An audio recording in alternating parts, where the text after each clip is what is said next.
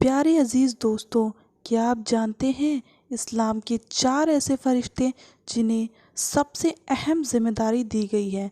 Number 1, Jibrail अलैहिस्सलाम। जिब्राईल अलैहिस्सलाम को सभी फरिश्तों का सरदार कहा जाता है। जिब्राईल अलैहिस्सलाम अल्लाह की बातों को दुनिया में नबी तक पहुंचाते थे। नंबर 2, मलिकुल मौत।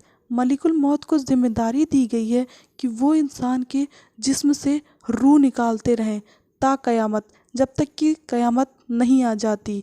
नंबर 3, इसराफ़ील अलैहिस्सलाम।